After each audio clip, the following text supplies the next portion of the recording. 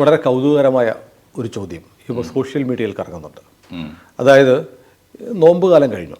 നോമ്പ് കാലത്ത് ചേർത്തലയിലെ ഒരു ക്ഷേത്രത്തിൽ വൈകുന്നേരം നോമ്പ് മുറിക്കുന്ന ചടങ്ങുണ്ടായിരുന്നു. ഇഫ്താർ വിരുന്നുണ്ടായിരുന്നു. മഞ്ചേരിയിലെ ഒരു കത്തോലിക്ക പള്ളിയിൽ CSI പള്ളിയിൽ ഈദ്ഗാഹ് നടന്നു. ഇന്നലെ വിഷു ആയിരുന്നു. വിഷു കഴിഞ്ഞപ്പോൾ എത്ര മസ്ജിദുകളിൽ വിഷുക്കണി ഒരുക്കി എന്നാണ് ചോദ്യം. സോഷ്യൽ മീഡിയയിൽ ഹിന്ദു നാമധാരികൾ ഉയർത്തുന്ന ചോദ്യമാണ്. ആ ചോദ്യം കേരളത്തിലെ മുൻ DGP ആയിരുന്ന TP സെൻകുമാർ വരെ അദ്ദേഹത്തിൻ്റെ പേജിൽ ആവർത്തിച്ചിട്ടുണ്ട്. അപ്പം മതേതരത്വം മതസൗഹാർദ്ദം എന്നൊക്കെ പറയുന്ന ഒരു 1 വേ ട്രാഫിക്കാണോ, അല്ലെങ്കിൽ വെറും ഷോ ആണോ? ചോദ്യം പ്രസക്തമാണ് കേട്ടോ, ചർച്ച ചെയ്യേണ്ടതുമാണ്. ഇതൊക്കെ എനിക്ക് തോന്നുന്നത് ഈ പലപ്പോഴും പലയിടത്തായി ചോദിക്കപ്പെട്ട ചോദ്യമാണ്. പക്ഷെ ഇപ്പോൾ ആ ചോദ്യം കുറെ കൂടി ഓർഗനൈസ്ഡായി അതിന് വോയിസ് കൂടിയിട്ടുണ്ട്. അല്ല, അതിന് കാരണം മറ്റൊന്നുകൂടി ഉണ്ട് മാഷേ. അതുകൊണ്ട് ഞാൻ പറയാം, മാഷിനെ ഞാൻ ഇടപെട്ടതല്ല. കാരണം കേരള സ്റ്റോറി എന്നുള്ള ചിത്രം പെട്ടെന്ന് വിവാദമായപ്പോൾ കേരളത്തിലെ ഇടതുപക്ഷ ഹാൻഡിലുകളും ഈ മുസ്ലിം സംഘടനകളുമാണ് ഈ ക്ഷേത്രത്തിലും പള്ളിയിലും നടന്ന മുസ്ലിം സഹോദരങ്ങൾക്ക് വേണ്ടി ഒരുക്കി കൊടുത്ത സൗകര്യങ്ങളെക്കുറിച്ചുള്ള പോസ്റ്റുകളിട്ട് ഇതാണ് റിയൽ കേരള സ്റ്റോറി എന്ന് പറഞ്ഞത്. അതിനെ കൗണ്ടർ ചെയ്താണ്. അപ്പോൾ ഈ കേരള സ്റ്റോറി വിഷുവിന് എത്ര മസ്ജിദുകളിൽ കണി ഒരുക്കിയിട്ടുണ്ട്? ന്യായമായ ചോദ്യമാണ്. ഞാൻ പലപ്പോഴും ചോദിക്കാറുണ്ട്. എൻ്റെ കമ്മ്യൂണിറ്റിയിലെ തന്നെ സമാന മനസ്കരായി ചിന്തിക്കുന്നവരൊക്കെ പരസ്പരം ഇത്തരം ചോദ്യങ്ങൾ പങ്കിടാറുണ്ട്. ഇതൊന്നും 1 വേ ട്രാഫിക് ആകാൻ പാടില്ല. ഇപ്പോൾ ഉദാഹരണത്തിന് ഞങ്ങൾ കാണുന്ന ഇതിന് സമാനമായ ഒരുപാട് ദൃശ്യങ്ങളുണ്ട് സാർ. ഇപ്പോൾ റംസാനിൽ മുസ്ലിങ്ങളോടുള്ള ആദരസൂചകമായി നോമ്പെടുക്കുന്ന അത്ര അപൂർവമല്ലാത്ത കാഴ്ചകളുണ്ട്, ധാരാളം പേരുണ്ട്. അത് ഒന്നുകിൽ ഏറ്റവും അടുത്ത കൂട്ടുകാർ, അല്ലെങ്കിൽ ഒരുമിച്ച് വർക്ക് ചെയ്യുന്നവർ, അടുത്തടുത്ത് താമസിക്കുന്നവർ ഒക്കെ നോമ്പെടുക്കുമ്പോൾ മുഴുവൻ ദിവസവും നോമ്പെടുക്കുന്ന അപൂർവം ചിലരുണ്ട്. 1 2 ദിവസമെങ്കിലും എടുക്കുന്നവരുണ്ട്. അങ്ങനെയൊക്കെ നോമ്പെടുക്കുന്നൊക്കെ ഒരു ശീലമുണ്ട്. ഇതൊക്കെ കാണുമ്പോൾ തിരിച്ച് ഒരു ചോദ്യം പലപ്പോഴും വരാറുണ്ട്. ഇപ്പോൾ റംസാൻ മാസത്തിൽ നോമ്പെടുത്തുകൊണ്ട് മുസ്ലിം സമുദായത്തോടും മുസ്ലിം സഹോദരങ്ങളോടും സഹാനുഭാവം പുലർത്തുന്ന ഒരു മനസ്സുണ്ടല്ലോ, ആ മനസ്സിനെ തീർച്ചയായിട്ടും നമിക്കേണ്ടതാണ്. ഞാൻ എപ്പോഴും തിരിച്ചു ചോദിക്കാറുള്ളത്, അങ്ങനെയാണെങ്കിൽ 41-40 ദിവസം മണ്ഡലവ്രതം എടുക്കുന്ന എത്രയോ അയ്യപ്പന്മാർ, മലക്ക് പോകാൻ മാലയിട്ട് വ്രതമെടുക്കുന്ന അയ്യപ്പന്മാരുണ്ട്. അപ്പോൾ എപ്പോഴെങ്കിലും അത് ഒക്കെ പലപ്പോഴും മുസ്ലിം വീടുകളുടെ അയൽപക്കത്തൊക്കെ തന്നെയാണ് താനും. എന്നാൽ അവരോട് അനുഭവം പ്രവർത്തിക്കൊണ്ട് 40 ദിവസം വേണ്ട, 40 ദിവസം തന്നെ അവരുടെ നോമ്പ് താരതമ്യേന എളുപ്പമാണ് താനും. ഇപ്പോൾ താരതമ്യേന ജലപാനം പോലും ഉപേക്ഷിക്കുന്നൊന്നുമില്ല. നോൺ വെജ് കഴിക്കുന്നില്ല, കുറച്ച് ശുദ്ധി പാലിക്കുന്നു, കൂടുതലായിട്ട് വ്യക്തി ജീവിതത്തിൽ നിഷ്ഠ പാലിക്കുന്നു, അങ്ങനെയൊക്കെയുള്ള ചില സംഗതികളുമല്ലോ.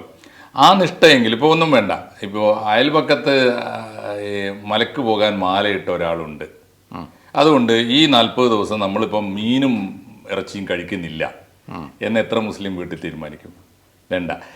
അവരോട് അനുഭവം പുലർത്തിക്കൊണ്ട് അവൻ കെട്ട് നിറക്കുന്ന ദിവസം എന്നാണല്ലോ പറയുക, അല്ലെ? അവസാനം മലക്ക് പോകുന്ന ദിവസം, ആ കെട്ട് നിറക്കുന്ന ദിവസം എങ്കിലും ഞങ്ങളും ഈ നിഷ്ഠ വ്രതം പാലിക്കുന്നു എന്ന് പറയുന്ന എത്ര പേരുണ്ട്?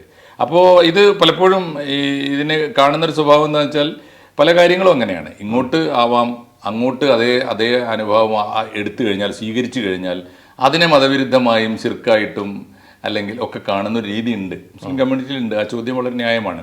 പിന്നെ ഇപ്പോൾ ഈ മഞ്ചേരി പള്ളിയിലെ പ്രശ്നം എന്താണെന്ന് വെച്ച് കഴിഞ്ഞാൽ, അവിടുത്തെ ഈദ്ഗാഹ് നടത്തുന്ന മൈതാനം എന്തോ അസൗകര്യം വന്നതുകൊണ്ട് പള്ളിയിൽ അപേക്ഷ കൊടുത്ത് അവരനുവദിച്ചു. അത് തീർച്ചയായിട്ടും അതൊരു അവരുടെ സന്മനസ്സാണ്. അത് അത്തരം ധാരാളം മാതൃകകൾ വേണ്ടതുമാണ്. ഇപ്പോൾ നമ്മളെ പ്രളയം വന്നപ്പോൾ ക്രിസ്ത്യൻ ചർച്ചുകളും മുസ്ലിം പള്ളികളും ഒക്കെ വലിയ തോതിൽ ശവങ്ങൾ പോലും മോർച്ചറികൾ പോലും ആയി പ്രവർത്തിച്ചിട്ടുണ്ട്. അതൊക്കെ ഒരു ആവശ്യം പോലെ വേണ്ടി വരും. പക്ഷേ ഇത് 2 കാര്യങ്ങളാണ് ഇതിൽ പ്രധാനപ്പെട്ട ഒരു കാര്യം. എനിക്ക് നേരിട്ടറിയാവുന്നൊരു കേസുണ്ട്. മഞ്ചേരിയിൽ എൻ്റെ ഒരു കൂട്ടുകാരൻ്റെ വീട്ടിൽ കഴിഞ്ഞ റംസാൻ, ഇതിൻ്റെ തൊട്ട് മുമ്പുള്ള റംസാൻ കാലത്ത്, ആ കോവിഡ് കാലത്തെ റംസാൻ കാലത്ത് ലക്ഷദ്വീപിലൊരു കുട്ടി, എന്നുവെച്ചാൽ എൻ്റെ സുഹൃത്ത് പ്രദീപിൻ്റെ മോള് മഞ്ചേരിയിലൊരു എൻട്രൻസ് കോച്ചിങ് ഇൻസ്റ്റിറ്റ്യൂട്ടിൽ പഠിക്കുമ്പോൾ അവളുടെ കൂട്ടുകാരിയായിട്ട് അവിടെ വന്ന് ചേർന്ന കുട്ടിയാണ്. റംസാൻ കാലത്ത് ഇവക്ക് തിരിച്ചു പോകാൻ പറ്റി, കോവിഡും വന്നു, തിരിച്ചു പോകുമ്പോൾ. അപ്പോൾ അവളുടെ ഫാദർ വന്നിട്ട്, മുസ്ലിം കുട്ടിയാണ്, ലക്ഷദ്വീപുകാരാണ്, അവളുടെ ഫാദർ വന്നിട്ട് എവിടെ താമസിക്കുന്നു ചോദിച്ചാൽ പ്രദീപിൻ്റെ വീട്ടിൽ താമസമാക്കി. അപ്പോൾ ഈ കുട്ടി ശീലിച്ചത് അനുസരിച്ച് റംസാൻ മാസമാണ് അവൾ നോമ്പെടുക്കാൻ തുടങ്ങിയപ്പോൾ ബിന്ദു ടീച്ചർ എന്ന് പറഞ്ഞു, മഞ്ചേരി ബോയ്സ് ഹൈസ്കൂളിലെ ടീച്ചറാണ് പ്രദീപിൻ്റെ ഭാര്യ. ബിന്ദു ടീച്ചർക്ക് തോന്നി ഈ കുട്ടിക്ക് എന്തായാലും നോമ്പ് അനുഷ്ഠിക്കാനുള്ള സൗകര്യങ്ങളൊക്കെ ഉണ്ടാക്കി കൊടുക്കണം, അത്താഴത്തിനും ഇഫ്താറിനും ഒക്കെ ഉള്ള സൗകര്യങ്ങൾ. അപ്പോൾ ടീച്ചറും മക്കളും പ്രദീപുമാണ് പിന്നെ ഉള്ളത്. അവൾക്ക് വേണ്ടി ഞങ്ങൾ ഒരുക്കുന്നതിനേക്കാൾ നല്ലത് ഈ ഒരു പാറ്റേണിലേക്ക് ഈ ഒരു മാസം ഞങ്ങൾ അങ്ങോട്ട് മാറിയാൽ എന്താ. അത്ഭുതകരമായിരുന്നു ആ പരിണാമം. ഞാൻ അതിനെക്കുറിച്ച് അന്ന് ഞാൻ അവരെ പോയി കണ്ട് സന്ദർശിച്ച് ഞാൻ എഴുതിയിരുന്നു. മനുഷ്യന് വേണ്ടിയും നോമ്പെടുക്കാം, ദൈവത്തിന് വേണ്ടി മാത്രമല്ല മനുഷ്യന് വേണ്ടിയും നോമ്പെടുക്കാം. അത്തരമുള്ള അനുഭവങ്ങൾ വളരെ വളരെ ധാരാളമല്ലെങ്കിൽ പോലും ഒറ്റപ്പെട്ടാണെങ്കിലും അപൂർവമല്ലാത്ത അനുഭവങ്ങൾ നമ്മുടെ കൂട്ടത്തിലുണ്ട്. അത് മനുഷ്യന്റെ ഉള്ളിൽ നിന്ന് വരുന്നതാണ്. അതിന് പകരം ചിലത് വെറും ഷോ ആണോ? ഈ ചോദ്യം വളരെ പ്രസക്തമാണ്. ചിലത് ഷോ ആവാൻ പാടില്ല, രണ്ട് ഏകപക്ഷീയവും ആകാൻ പാടില്ല. അവൻ എന്നോട് കാണിക്കുന്നത് ഇപ്പം നമ്മളിപ്പോൾ ഈ ആളുകൾക്ക് അങ്ങനെ തോന്നലുണ്ടല്ലോ. ഇപ്പോൾ വിഷുവിനും ഓണത്തിനും ഒക്കെ ആഘോഷത്തിന് ഈ രണ്ട് തലമുണ്ടല്ലോ. എല്ലാ ആഘോഷങ്ങൾക്കും ഈ രണ്ട് തലമുണ്ട്. ഒന്ന് അനുഷ്ഠാനത്തിൻ്റെ ഒരു തലമുണ്ട്, മാനവികമായ സൗഹൃദത്തിൻ്റെ ഒരു തലമുണ്ട്. അതെല്ലാവർക്കും ഉള്ളതാണല്ലോ. അപ്പോൾ വിഷുവിന് നമ്മൾ കണി കാണുന്നത് വിശ്വാസമാണ്. അതേസമയത്ത് വിഷുവിൻ്റെ അപ്പവും വിഷുവിൻ്റെ സദ്യയും വിഷുവിൻ്റെ പായസവും ഒക്കെ ആഘോഷമാണ്. അതെല്ലാ മനുഷ്യർക്കും ഒരുപോലെ അവകാശപ്പെട്ടതാണ്. നമ്മൾ പറയുന്ന പോലെ തന്നെ ഈ ഇത്തരം ഒരു മനസ്സ്, മാനവികമായ ഒരു സാംസ്കാരിക മനസ്സ് വളർന്നു വരികയാണ് വേണ്ടത്. അല്ല, പൊതുവിൽ ഇത്തരം കാര്യങ്ങളിൽ ഇപ്പോൾ എനിക്കറിയാം, ഈ ക്ഷേത്രങ്ങളിലെ പ്രസാദം കഴിക്കാത്ത മുസ്ലിംസിനെ മാത്രമല്ല ക്രിസ്ത്യാനികളെ എനിക്കറിയാം. അങ്ങനെയുള്ളവരുണ്ട്. അത് അവിടെ നേദിച്ച് അവരുടെ വിശ്വാസത്തിനെതിരാണെന്ന് പറയുന്നത്. പക്ഷെ ഹിന്ദുവിന് ഇതൊന്നുമില്ല. ഹിന്ദു എന്തും കഴിക്കും. ഹിന്ദുവിനെ എനിക്ക് തോന്നിയിട്ടുള്ളത് ഇപ്പോൾ സമീപകാലത്ത് ഉണ്ടായി വന്ന ഈ ചർച്ചകളൊന്നും പ്രസക്തമല്ലാത്തൊരു കാലം ഉണ്ടായിരുന്നു. ഹിന്ദു സംസ്കാരം തന്നെയാണല്ലോ അക്ഷരാർത്ഥത്തിൽ വളരെ ലിബറലായ, ആരെയും ഒന്നിനും നിർബന്ധിക്കുന്നില്ല. അതിപ്പോൾ ഞങ്ങൾ 5 നേരം നിസ്കരിക്കുക, റംസാനിൽ 1 മാസം മുഴുവൻ വ്രതമെടുക്കുക, വെള്ളിയാഴ്ച കൃത്യമായി പള്ളിയിൽ പോയിരിക്കണം, വെള്ളിയാഴ്ച ജുമായുടെ സമയത്തെങ്ങാനും പുറത്ത് കാണുന്നവൻ എന്തോ അത്തരത്തിലുള്ള ഒരു പ്രശ്നമില്ലല്ലോ അവർക്ക്. പോകുന്നവൻ ക്ഷേത്രത്തിൽ പോകുന്നവന് പോകാം, അതിന് ദിവസം പോകണ്ട, പതിവായി പോകുന്നവന് പോകാതിരിക്കാം, ഒക്കേഷണലി പള്ളിയിൽ പോവാം. എൻ്റെ ഒരു കൂട്ടുകാരൻ മരിച്ചുപോയി, SR രവീന്ദ്രൻ എന്ന് പറയുന്ന ഒരു കവിയും എഴുത്തുകാരനൊക്കെ ഉണ്ടായിരുന്നു. അവൻ്റെ കുടുംബത്തെ കൊണ്ട് ഭൂമിയിൽ എല്ലാ ക്ഷേത്രത്തിലും പോകും. ഒരു ദൈവത്തിന് മുമ്പിൽ അവൻ തൊഴൂല. വിശ്വാസമില്ല എന്നിട്ടല്ല, അവൻ പറയുന്നത് അവർ തൊഴുന്ന ഒരു നിലവാരത്തിലല്ല എൻ്റെ വിശ്വാസമുള്ളത്. അത് അവരെക്കാൾ ഉയർന്ന ഒരു വിധാനത്തിലാണ് എൻ്റെ ഈശ്വര വിശ്വാസം. അങ്ങനെയൊക്കെ ഉണ്ട്. അത്ര പലതരത്തിൽ വളരെ ലിബറലായ ഒരു തലം ഉണ്ട്. അല്ല, ഈ ചിലർ പറയാറുണ്ട്, ഇപ്പോൾ ഹിന്ദുക്കളുടെ ഒരു വണ്ടി ഒരു ബസ് വാങ്ങിച്ചു കഴിഞ്ഞാൽ മിക്കവാറും ഹിന്ദുക്കൾ ഇരിക്കും, അവിടെ ഒരു കൃഷ്ണനെ വെക്കും, ഒരു യേശുക്രിസ്തുവിന്റെ പടം വെക്കും, ഒരു കാബായിലെ പടം വെക്കും. അത് മൂന്നും സെക്കുലർ ആവും. ഹിന്ദു മാത്രമേ ചെയ്യത്തുള്ളൂ. അത് ചില ഹോട്ടലുകളിൽ കാണാം, ചില സ്ഥാപനങ്ങളിൽ കാണാം. അപ്പോൾ ഒരു ദിവസം എൻ്റെ ഒരു സുഹൃത്ത് പറഞ്ഞു, ഇത് ഹിന്ദുക്കൾക്ക് മാത്രമേ ഈ രോഗമുള്ളൂ എന്ന് പറഞ്ഞു. അപ്പോൾ ഞാൻ പറഞ്ഞു, അങ്ങനെ കൂട്ടണ്ട, ഹിന്ദുക്കൾക്ക് 30 കോടി ദൈവങ്ങളുണ്ട്. ആ കൂട്ടത്തിൽ 2 പേരെ കൂടെ കൂട്ടി, ഒരു കർത്താവിനെ കൂട്ടി, ഒരാളെയും കൂട്ടി, അതിനകത്ത് വരുന്നതായിരിക്കും ഇതൊക്കെ. അപ്പൊ ഹിന്ദുവിന് പ്രശ്നമില്ല. പക്ഷേ ഇവിടെ ഒരു പ്രശ്നം വെച്ചാൽ നമ്മുടെ നാട്ടിൽ ഞാൻ തോന്നുന്നു ഈ മതസൗഹാർദ്ദം എന്ന് പറയുന്നത് തന്നെ ഒരു കള്ളമാണെന്ന് തോന്നുന്നു. കാരണം മതങ്ങൾ അടിസ്ഥാനപരമായി വളരെ ബേസിക്കലി വ്യത്യസ്തമാണ്. ഇപ്പോൾ വിഗ്രഹാരാധന ഉള്ള മതങ്ങൾ, വിഗ്രഹാരാധന ഇല്ലാത്ത മതങ്ങൾ, ഇവർ തമ്മിൽ എങ്ങനെ ഒരു സൗഹാർദ്ദം ഉണ്ടാവും? അപ്പോൾ അതിലും നല്ലത് മതേതരമായ ഒരു സൗഹാർദ്ദമല്ലേ വേണ്ടത്? ആണ്. അതിൽ എനിക്ക് തോന്നുന്നത് ഇത്തരം ചർച്ചകൾ നടക്കാറുണ്ട്. എനിക്ക് തോന്നുന്നു ഈ വിഗ്രഹാരാധന എന്നൊക്കെ പറഞ്ഞിട്ട് സത്യത്തിൽ സെമിറ്റിക് മതങ്ങളുടെ ഭാഗത്ത് നിന്നാണ് ഈ വിഗ്രഹാരാധന എന്തോ വലിയ പാപമാണ് എന്ന ചിന്ത ഉണ്ടായത്. ഈ കല്ലുകളെ ആരാധിക്കുക, വിഗ്രഹങ്ങളെ ആരാധിക്കുക എന്ന് പറഞ്ഞാൽ കല്ലിൽ കൊത്തിവെച്ച ശില്പങ്ങളെ ആരാധിക്കുക എന്നാണ്. ഞാൻ മനസ്സിലാക്കിയെടുത്തോളം ഭൂമിയിൽ ആരും കല്ലുകളെ ആരാധിക്കുന്നില്ല. മന്ത്രവിധി പ്രകാരം ഒരു രൂപത്തെ, അതിപ്പോ ഈ പെരിയാറിൽ നിന്ന് കിട്ടിയ ഒരു കല്ലായാലും മതി, അത് ദൈവവിധി പ്രകാരം അതിന് യോഗ്യതയുള്ള ഒരു ഗുരു, ഒരു ആരാവട്ടെ, അത് ആ ഗുരുവിന്റെ കയ്യിലെടുത്തുകൊണ്ട് ഇതാ ശിവൻ എന്ന് പറഞ്ഞ് പ്രതിഷ്ഠ മാത്രമല്ല, അങ്ങനെ പ്രതിഷ്ഠിക്കുന്നതിന്റെ പ്രാണപ്രതിഷ്ഠ എന്നാണ് പറയുന്നത്. അതായത് തൻ്റെ പ്രാണന്റെ ഒരു അംശം ഇതിന് പകർന്നു കൊടുക്കുകയാണ്. അതുകൊണ്ടാണ് ക്ഷേത്രങ്ങളുടെ തന്ത്രിമാർക്ക് ആ ഈശ്വര രൂപത്തിന്റെ പിതൃസ്ഥാനമാണ്. അതുകൊണ്ടാണ് തന്ത്രിയുടെ വാക്ക് അവസാനം. അത് മനസ്സിലാക്കാൻ പറ്റാത്തതിന്റെ പ്രശ്നമുണ്ട് സാർ. പ്രതിഷ്ഠിക്കപ്പെട്ടാൽ പിന്നെ അത് പിന്നെ ശിവലിംഗം എന്ന് പറയുന്ന ലിംഗമായിട്ടൊരു ബന്ധമില്ലല്ലോ, അടയാളം എന്നാണ്.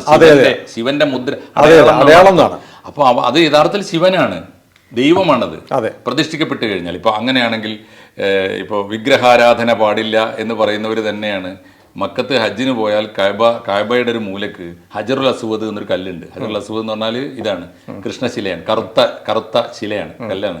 അതിനെക്കുറിച്ചുള്ളൊരു വിശ്വാസം അതിൻ്റെ പിന്നിലുണ്ട്. വിശ്വാസം എന്താണെന്ന് വെച്ചാൽ ആദ്യത്തെ മനുഷ്യനായ ആദമന് ദൈവം കൊടുത്ത സമ്മാനമാണത്. പിന്നീട് അങ്ങനെ പരമ്പര കൈമാറി വന്ന് തലമുറ കൈമാറി വന്ന് അവിടെ നിലനിൽക്കുന്നതാണ്.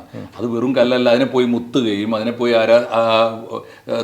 മീൻസ് പ്രാർത്ഥിക്കുകയും പൂജിക്കുകയും ചെയ്യുന്ന ഒരു മനസ്സുണ്ടല്ലോ.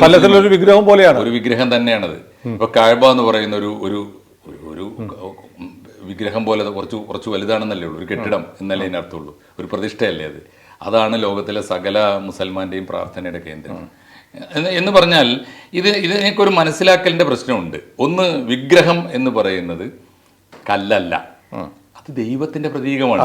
അത് മനുഷ്യർക്ക് ഈശ്വരനെ ആരാധിക്കാൻ ചിലർക്ക് പ്രത്യക്ഷമായ ചിലയിടത്ത്, ചിലർക്ക് മുസ്ലിമിന് തന്നെ ഇപ്പം മക്കത്ത് ചെല്ലുമ്പോൾ ഉള്ള ഒരു അടയാളവും രൂപവും പ്രതീകവും ഒക്കെ ഉണ്ടല്ലോ, കഅബയും ഈ ഹജറുൽ അസ്വദും ഒക്കെ. അത് എല്ലായിടത്തും വേണമെന്നില്ല, എല്ലാ പള്ളിയിലും വേണമെന്നില്ല, അതില്ലാതെയും ആരാധിക്കുന്നുണ്ടാവും. അപ്പൊ പ്രതിഷ്ഠയുള്ളതും ഇല്ലാത്തതുമായ ക്ഷേത്രങ്ങൾ ഉള്ളതുപോലെ ഇതിനെ കാണേണ്ടതേ ഉള്ളൂ.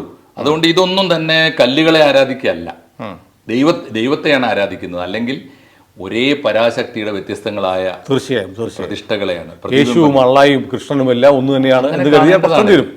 പക്ഷെ ഈ ഒരു ധാരണയിൽ പലപ്പോഴും സെമിറ്റിക് മതങ്ങൾക്ക് ഈ ഒരു വിശാലത വരാതെ കാണാൻ. അല്ല, ഹിന്ദുക്കൾ പൊതുവെ കരുതുന്ന ഒരു രീതി ഇങ്ങനെയാണ്: ആകാശാൽ പതിതം തോയം യഥാ ഗച്ഛതി സാഗരെ സർവ്വദേവോ നമസ്കാരേ കേശവം പ്രതിഗച്ഛതി. ആകാശത്തു നിന്ന് മഴയായി പെയ്യുന്ന വെള്ളം ഒഴുകി കടലിൽ ചെല്ലുന്നത് പോലെ നീ ഏതു ദൈവത്തെ ആരാധിച്ചാലും അത് കേശവന്റെ പാദത്തിലാണ് എത്തുന്നത്, മഹാവിഷ്ണുവിൻ്റെ പാദത്തിലാണ് എത്തുന്നത് എന്നാണ് ഹിന്ദുക്കളുടെ വിശ്വാസം. നമുക്ക് അള്ളായെ പ്രാർത്ഥിക്കാം, യേശുവിനെ പ്രാർത്ഥിക്കാം, പക്ഷെ അതെല്ലാം പരമ സത്യമായ ദൈവത്തിലാണ്. ശരിയായ സങ്കല്പമാണ്. എനിക്ക് തോന്നുന്നു ഇത് ഇസ്ലാമിലെ ഒരു സൂഫി ചിന്തയിൽ അത് വളരെ കൃത്യമായിട്ടുണ്ട്. In the name of one who has no name. അതെ, അങ്ങനെയാണ്. അതേപ്പോ ദാരാഷിക്കോന്റെ വാക്കാണ്. ദാരാഷിക്കോ എന്ന് പറഞ്ഞാൽ മനസ്സിലായില്ലേ, ഔറംഗസീബിന്റെ ചേട്ടന്റെ പേരാണ്. ചേട്ടനായി പോയത് കൊണ്ട് അദ്ദേഹത്തെ വകവരുത്താനുള്ള വഴി ആലോചിച്ചു ഔറംഗസീബ്. അപ്പോൾ അദ്ദേഹത്തിൻ്റെ എതിരെ മതഭ്രഷ്ടനാണെന്ന് കുറ്റം ചുമത്തിയിട്ട് അദ്ദേഹത്തെ വധിക്കുകയുണ്ടായത്. അങ്ങനെ ഔറംഗസീബിന് ചേട്ടനെ കൊല്ലുകയും അച്ഛനെ തടവിലിടുകയൊക്കെ ചെയ്തിട്ട് ഭരണാധികാരിയായ ആളാണ് ഔറംഗസീബ്. അപ്പോൾ ഞാൻ പറഞ്ഞത് ഇത് മുഗൾ വംശത്തിലെ ഏറ്റവും ക്രൂരനായ ഭരണാധികാരികളിൽ ഒരാളായിരുന്നു. പലതരത്തിൽ അദ്ദേഹത്തിൻ്റെ ഈ ചെയ്തികൾ നോക്കുമ്പോൾ ക്രൂരനും ദുഷ്ടനുമാണ്. അതേ സമയത്ത് വ്യക്തിപരമായി അദ്ദേഹത്തിൻ്റെ ജീവിതം ഈ ദൈവത്തിന് സമർപ്പിച്ചതുകൊണ്ട് ഈ ധൂർത്തും ആഡംബരമൊക്കെ കുറവായിരുന്നു. രണ്ടും പറയണമല്ലോ, അങ്ങനെ തലമുണ്ട്. എന്തായാലും ഇങ്ങനെ ഒരാൾ. അപ്പം ഞാൻ പറഞ്ഞത് ഇത് ഇസ്ലാമിലെ ഒരു സൂഫി വിഭാഗം ഈ നിലപാട് വളരെ കൃത്യമായിട്ട് സൂക്ഷിക്കുന്നുണ്ട്. ഇപ്പോൾ വാരാണസിയിലെ കാശി വിശ്വനാഥ ക്ഷേത്രത്തിൻ്റെ മുമ്പിൽ മരണം വരെ ഷെഹനായി വായിക്കാൻ നേർച്ചയെടുത്ത ഉസ്താദ് ബിസ്മില്ലാ ഖാനെ പോലുള്ള വലിയ മനുഷ്യന്മാരുണ്ടായിരുന്നല്ലോ. അവർക്ക് ആരാധന എന്ന് പറഞ്ഞാൽ അത് പള്ളിയിൽ പോയി പ്രാർത്ഥിച്ചാലും വിശ്വനാഥ ക്ഷേത്രത്തിന്റെ മുമ്പിൽ ചെന്ന് പ്രാർത്ഥിച്ചാലും അവർക്ക് ഒരേ തലത്തിലാണ് എത്തിച്ചേരുക. അപ്പൊ ഇങ്ങനൊരു തലമുണ്ട്. ഇത് ഏകപക്ഷീയമാകുന്നുണ്ടോ എന്നുള്ളതാണ്. അത് മാത്രമല്ല, ഒരു മോക്കറി ആവുന്നുണ്ടോ എന്നുള്ളത്. കാരണം ഇടയ്ക്കിടയ്ക്ക് വിശേഷങ്ങൾ വരുമ്പോൾ ഒരാൾ ഹിന്ദുവിന്റെ വേഷം കെട്ടും, ഒരാൾ മുസ്ലിമിന്റെ വേഷം കെട്ടും, മറ്റൊരു ക്രിസ്ത്യാനിയുടെ വേഷം കെട്ടും, ഫോട്ടോ എടുത്ത് ഈ സോഷ്യൽ മീഡിയയിൽ ഇടുക. ഇങ്ങനെ പരിഹാസ്യമായ മതേതരത്വം അല്ലെങ്കിൽ മതസൗഹാർദ്ദം കാണിക്കാനുള്ള ഷോ മലയാളി ഏറെ കാണിക്കുന്നു. അതുകൊണ്ട് പിന്നെ രണ്ടാമത്തെ ഒരു കാര്യം എന്താ വെച്ചാൽ, ഈ മത സഹിഷ്ണുത എന്നൊക്കെ പറയുന്നതിൽ തന്നെ ഒരു വലിയ അപകടം ഉണ്ടല്ലോ. ഇപ്പൊ ഞാനും സാറും തമ്മിൽ സഹിഷ്ണുക്കളാണെന്ന് പറഞ്ഞാൽ എന്താ, ഞാൻ സാറിനെ സഹിക്കുന്നു, സാർ എന്നെ സഹിക്കുന്നു. അങ്ങനെയല്ലല്ലോ.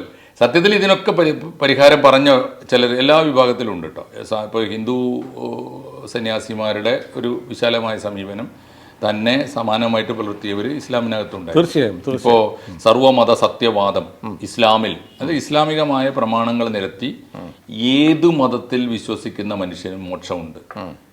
ഏത് ദേവാലയത്തിൽ പോയി, അത് ചേകനൂരിനെ വകവെച്ചല്ലോ. അപ്പൊ ഞാൻ പറഞ്ഞ അങ്ങനെ ചിന്തിക്കുന്നവരുണ്ട്.